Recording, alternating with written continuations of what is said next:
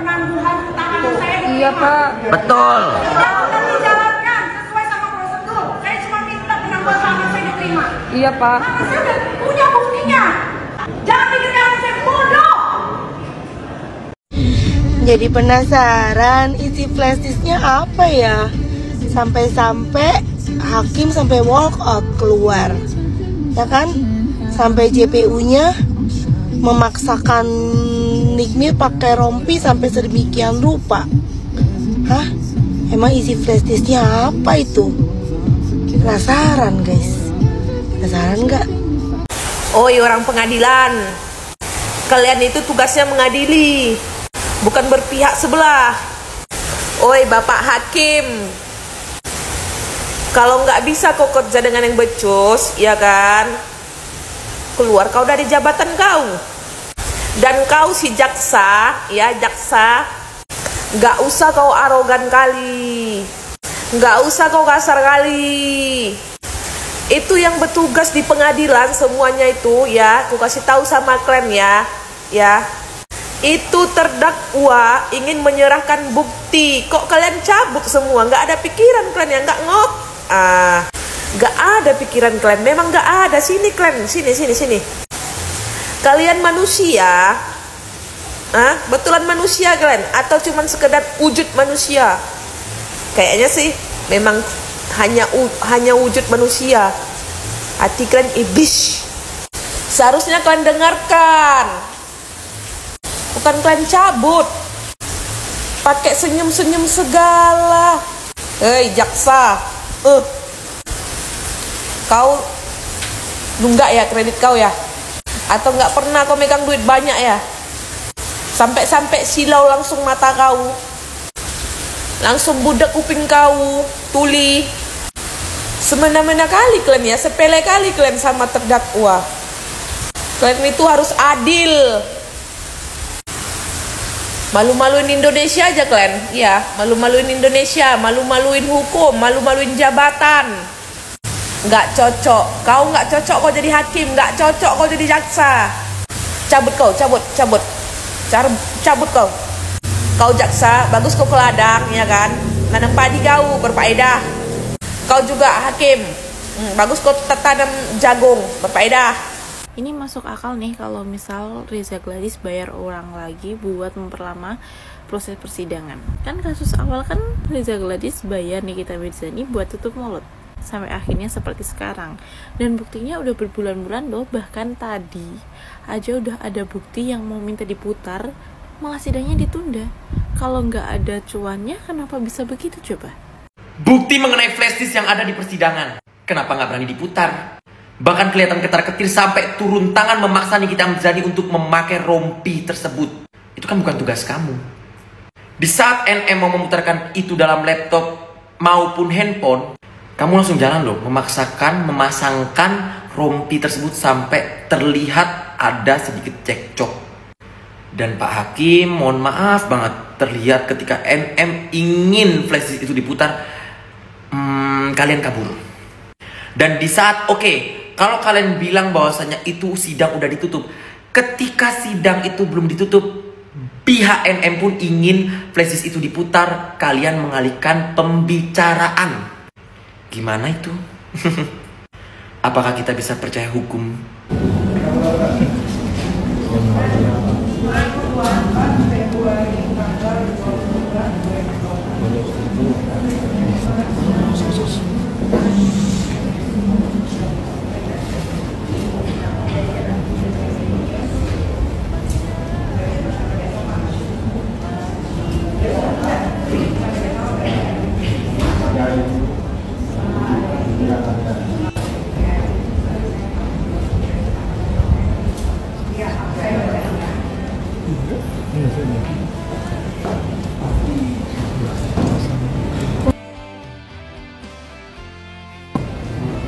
Saya bacain ya, mungkin ada yang lupa. Jadi tanggal 24 saya kadang-kadang menyetujui. Pertanyaan saya, waktu kita bekerja sama ini, Anda menanyakan saya tanggal 29 enggak, dan saya jadi muse. Apakah ini pakai hitam di atas putih? Tidak, tidak ya. jadi hanya via WhatsApp ya. Anda ngasih tasnya itu setelah saya jadi news atau sebelum saya jadi news? Pada saat itu sebelum tampil. Sebelum, berarti saya dibayar lunas harus sebelum tampil ya? Iya. Betul. Oke. Ada lagi? Ada video yang kalian saya mau perlihatkan. Boleh? Ke depan? Yang mulia? Masih terkait dengan yang masih terkait.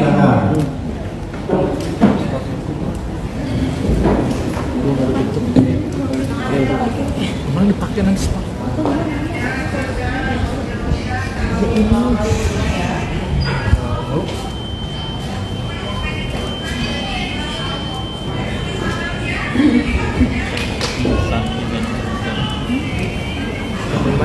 Udah pada lihat kan ini nih, gila ya, itu Nikmir nyalinya ampun suhu.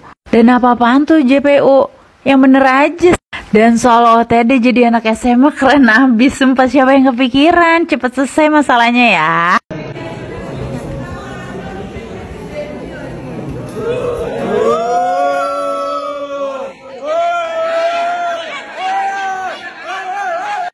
Kalian ada yang merasa janggal nggak sih saat sidang Nikita kemarin? Saat Nikita meminta hakim untuk memutar videonya, namun tidak mengindahkannya. Hakim langsung pergi. Dan JPU langsung menghampiri Nikita. Dan ingin memakaikan baju oranye. Kira-kira janggalnya di mana? Tulis di kolom komentar ya. Nah, viral lagi nih. Pak Hakimnya keluar dari ruang persidangan. Padahal di situ Mbak Nikinya mau membela diri tuh. Padahal Mbak Nikinya masih mau memutarkan bukti rekaman. Untuk apa? Yang untuk membela dirinya lah. Tapi Pak Hakimnya ninggalin gitu aja. Apalagi saya tuh nggak sengaja melihat postingan ini. Wah, bener kata Bang Bobby tuh. Jangan-jangan ada sesuatu ini. Padahal ya, walaupun Mbak Nikmir itu dia tersangka, tapi dia tuh berhak untuk membela dirinya loh. Untuk memberikan sesuatu supaya meringankan hukumannya. Tetapi dicuekin, aduh. Nah, sekarang kan viral banget nih ya. Mari kita makin viralkan sekarang. Karena power netizen Indonesia ini sangat mantul sekali. Ayo netizen Indonesia, kawal terus supaya masalah ini bisa clear. Bisa tahu titik terangnya. Ayolah Indonesiaku, kenapa kayak gini terus? Aduh, ini biar presiden kita tahu yang kayak gini nih. Tapi mungkin Pak Presiden kita tuh sibuk ya. Minimal tuh kata Bang Bobby, wakilnya lah Pak Gibran. Jadi bagaimana menurut kalian? Tulis di kolom komentar. Apakah BPOM main mata dengan Nikita Mirzani? Kok bisa ya pengumuman soal skincare berjarum kecil-kecil keluar beberapa jam sebelum sidang Nikita Mirzani? Sebenarnya malas juga ya ngebahas hal-hal kayak begini nih di tengah perang opini Nikita Mirzani dan Reza Gadis. Tapi sahabat channel, sebenarnya kunci utamanya tuh gampang banget loh. Ketika ada perang opini dan bias mana yang benar dan mana yang salah, lihatlah pengumuman lembaga berwenang. Jadi bukan asumsi dari netizen. Oke, sekarang kita bedah sama-sama ya pengumuman BPOM kemarin ya, biar nggak salah tafsir. Nah, di gambar pertama ini ya, ada tulisan yang sangat besar ya, kosmetik ilegal tidak ditindak gitu ya. Jadi konteksnya ini seperti pertanyaan ya, kemudian BPOM melakukan jawaban. Jadi BPOM justru sedang menjawab ini sahabat cendol, artinya mereka ingin mengatakan, hey kami sudah bertindak. Nah, kenapa tindaknya baru sekarang? Jawabannya ada di slide berikutnya.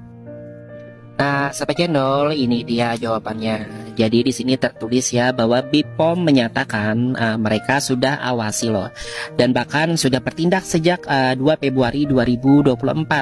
Lalu pasti muncul pertanyaan selanjutnya nih, kenapa pengumumannya baru sekarang? Pas banget sebelum Nikita Mirzani sidang. Biar nggak salah tafsir lagi nih, kita akan lanjut ke slide berikutnya. Nah, ini penting ya, yang kalian lihat di sini kan ada tulisan siaran pers, artinya pengumuman resmi ke publik gitu ya. Nah, di situ tertulis jelas. BPOM sudah melakukan pengawasan dalam periode 2023 bulan September ya hingga Oktober 2024. Jadi mereka menemukan 16 produk berjarum yang digunakan seperti obat, salah satunya Ribeskin ya. Nah, jadi sahabat channel, Februari 2024 itu masuk dalam periode pengawasan ini. Simple kan, nggak ada yang aneh sebenarnya. Jadi ya ketika BPOM menyebut tindakan pada 2 Februari 2024 ya, itu masih dalam kerangka pengawasan yang panjang ya. Bukan ujuk-ujuk karena kasus Nikita Mirzani. Justru logikanya dibalik. Kasus ini muncul karena produk ilegalnya memang sudah dipantau sebelumnya. Jadi sahabat channel, kalau BPOM baru bertindak karena Nikita, kenapa pengawasannya dimulai dari tahun 2023? Ayo mikir, jangan dibalik nih. Bukan BPOM bantu Nikita, tapi kasus Nikita ikut menyeret fakta bahwa produk itu memang sudah bermasalah sejak lama. Nah, di slide ini kita masuk ke poin yang sering banget diputar balikan ya. BPOM secara eksplisit menyebut bahwa Glavitsya Glowing Booster Cell tidak terdaftar. Lalu muncul klarifikasi dari pihak sana. Nah, itu kan cuma nama treatment, bukan produk. Tapi mari kita bedah logikanya. Treatment itu menggunakan produk Ribeskin yang notabene izin edarnya sudah dibatalkan oleh BPOM. Jadi meskipun ya sahabat channel nama Glavitsya Glowing Booster Cell adalah nama treatment, substansi yang digunakan dalam treatment itu adalah produk ilegal. Ups. Nah, jadi sekarang kita mau main semantik ya, ganti label produk jadi treatment. Terus semua bisa bebas dari pengawasan BPOM. Kalau treatmentnya ilegal karena pakai produk ilegal ya tetap melanggar kan. Itu kayak jual nasi goreng pakai daging celeng ilegal ya. Terus bilang ini bukan dagangan ilegal, ini cuma menu. Lah gimana tuh logikanya? Jadi ya sahabat cendol, memang benar BPOM memposting pengumuman ini saat kasus Nikita Mirzani lagi panas-panasnya. Tapi menurut hemat netizen cendol, bukan karena Nikita bermain sama BPOM ya. Justru karena sejak awal kasus ini publik selalu bertanya BPOM kemana, BPOM kemana. Nah, jadi ini bukan soal sinyal konspirasi tapi sinyal klarifikasi. Jadi jangan ikut terjebak perang opini ya. Mari kita bedakan fakta dan framing. Lagi rame abolisi kan, kenapa Nikita Mirzani tidak diberikan abolisi juga yang sama seperti Tom Lembong? Karena dari jalannya kasus ini, kita tahu instansi-instansi di atas sana saling bekerja sama membentuk sebuah sindikat. Dan saat akan dibuktikan sama Nikita Mirzani, boom, itu yang mulia di atas sana kepanasan telinganya sampai persidangannya ditunda. Rekening ente berapa yang mulia? Apa perlu nih kita rakyat Indonesia berpartisipasi, transfer ke sana? Selagi jumlahnya lebih besar daripada yang dibelikan sama dia, bisa kali dibebasin, ya? Bisa kali dibebasin. Sekarang buruan cek TikTok resminya BPOM. Kalian mau lihat, ini jawaban yang selama ini kita tunggu-tunggu dari BPOM. BPOM sudah menjawab langsung keresahan masyarakat soal produk yang berjarum. Dan ternyata langsung dirilis dari BPOM. Lihat, baca sendiri. Temuan BPOM, Glavitsya Glowing Booster Cell tidak terdaftar di BPOM. Jelas ya, tidak terdaftar di BPOM dan ini rilis resmi dari BPOM. Mana yang katanya tadi klarifikasi kalau produk dari PT Glavit itu aman, sudah ber-BPOM dan izin Kemenkes. Ternyata malam ini ditampar langsung jawabannya dari BPOM. Nah, sampai sini masih ada yang berani pakai produk dari Glavitsya. Karena produknya sudah jelas tidak aman. Tuh, baca sendiri, bagi pelaku usaha yang masih berani main-main, ya, sanksi pidananya itu penjara 12 tahun dan dendanya 5 miliar. Masih berani main-main. Ini BPOM loh yang ngeluarkan. Tuh, buat owner dari PT Glavit, 12 tahun loh ancaman menanti Anda. Gue mau tanya nih, ini produk atau treatment? Kalau bilang treatment, Anda sekolah di mana? Kenapa Anda goblok banget? Sekarang BPOM telah mengeluarkan produk-produk yang berbahaya. Bisa kalian lihat sendiri. Yang kemarin, ya, yang teriak 20 tahun, 20 tahun. Saya balikin lagi. Nih, kalian lihat, ya. Menyala 12 tahunku, didenda 5M. Tanpa nyicil ya, nggak boleh nyicil loh, ya, nggak boleh nyicil, apalagi kredit, paham? Guys, ini gue ambil dari akunnya si BPOM resmi tuh, ya. Nah, kalian lihat, itu udah dibatalin izin edarnya dari 2 Februari 2024. Nah, si Nikmir kemarin dapatnya kapan? Dia beli di e-commerce, ya kan? Ini kalau terjadi pelanggaran ya, ini hukumannya 12 tahun penjara ya, dan dendanya 5 miliar. Tuh, ayo guys, coba kita sama-sama cek.